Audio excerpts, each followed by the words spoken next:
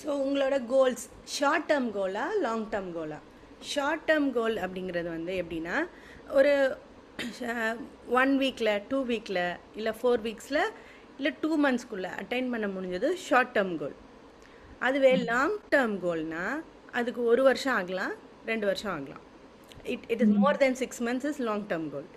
So உங்களோட goals long டேர்மாக short டேர்மான்னு first தெரியணும் உங்களுக்கு. ஸோ நீங்கள் எழுதின கோல் பாருங்கள் என்னதுன்னு, ஷார்ட் டேர்மா லாங் டேர்மான்னு. டெலிவரிக்கு அப்புறமா நம்மளோட பாடியை திருப்பி அதே மாதிரி கொண்டு வரணுங்கிறது ஒரு ஸ்ட்ராங்கஸ்ட் அத்லெட், தினமும் ஸ்ப்ரிண்டிங் எல்லாமே பண்ணுற ஒரு அத்லெட்கே 1.5 வருஷம் ஆகும். தினமும் எக்ஸசைஸ் பண்ணிட்டு இருந்த திருப்பியும் எக்ஸசைஸ் பண்ணிட்டு இருக்க ஒருத்தருக்கு உண்மையை சொல்லணுன்னா 1.5 வருஷம் அவங்க ப்ராப்பராக பண்ணாங்கன்னா. அப்போது நம்மலாம் எப்பாவது எக்ஸசைஸ் பண்ணுறோம் அண்டு நம்ம அதுக்கு முன்னாடி ஒன்றும் பெருசாக நம்மளை பார்த்துக்கல. டெலிவரிக்கு முன்னாடியும் சூப்பராலாம் நம்ம ஒன்று பார்த்துக்கல. அதுக்கப்புறமும் டெலிவரி முடிஞ்சதுக்கப்புறமும் நம்ம டாக்ஸின் ரிலீஸ்க்கான ஃபுட் நம்ம அந்த காலத்தில் கருவேப்பிலை சாதனம் அந்த மாதிரி ஆயுர்வேதிக்காக ஆர்கானிக்காக கொடுத்துட்டு இருந்தாங்க. அதெல்லாம் நம்ம ஒழுங்காகவும் சாப்பிடல. ஸோ இதுக்கு ஒரு டைம் ஃப்ரேம் ஆகும் அப்படிங்கிற மைண்ட் செட் ஃபஸ்ட்டு வரணும். ஓகேவா? டைம் ஃப்ரேம் ஆகும் அண்ட் ஒரு ப்ராப்ளம் வந்துட்டால் அதை ஹீல் பண்ணுறதுக்கும் டைம் எடுக்கும் அப்படிங்கிற மைண்ட் செட் வந்துடணும்.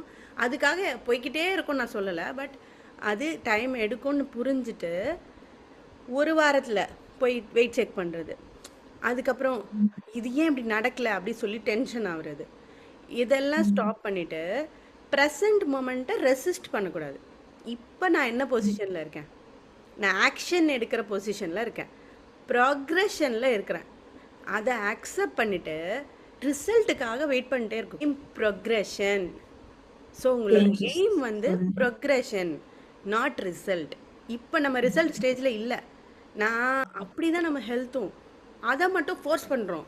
ஏன் 1 வாரம் ஆயிடுச்சு, இந்த மாத்திரை சாப்பிட்டேன் ஏன் சரியாகல, அப்படி நினைக்கிறோம்ல. அதுலேருந்து ஃபஸ்ட்டு நம்ம வெளியில் வரணும். ஸோ அக்செப்டன்ஸ் அண்ட் நான் ரெசிஸ்டன்ஸ். அப்படின்னா என்னென்னா, இந்த ப்ரெசன்ட் மொமெண்ட்டில் நான் எந்த ஸ்டேஜில் இருக்கேன். என்னால் கீழே உட்காந்து எந்திரிக்க முடியலன்னா அதை தானே நான் ஃபஸ்ட்டு சரி பண்ணணும். என்னால் ஓட முடியல அப்படின்னா அதை தானே நான் ஃபஸ்ட்டு சரி பண்ணணும். இது இருந்தால் தானே ஃபிட்டான பாடி வரும். சரியா? அப்போ நான் என்கிட்ட ரியலிஸ்டிக்காக இல்லை அப்படிங்கிறத முதல்ல புரிஞ்சுக்கணும். அப்போ நான் ரியாலிட்டிக்கு ஏற்ற மாதிரி என்னோட கோல் என்ன வேணால் இருக்கலாம், எது வேணால் பாசிபிள் தான். பட் நான் இப்போ ரியாலிட்டியில் என்ன இருக்கேன் அதை நான் புரிஞ்சுக்கிறேன் ஃபஸ்ட்டு. ஓகேவா? அப்போ நீங்கள் புரிஞ்சுட்டு அடுத்த ஸ்டெப் எடுக்கிறீங்க.